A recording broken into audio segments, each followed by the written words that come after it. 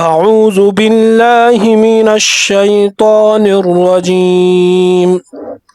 بسم الله الرحمن الرحيم. ولما جاءهم كتاب من عند الله مصدق لما معهم وكانوا من قبل يستفتحون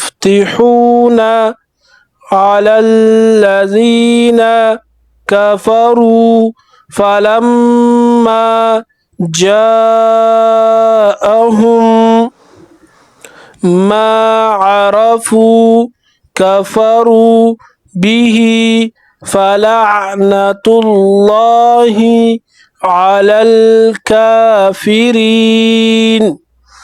صدق الله العظيم.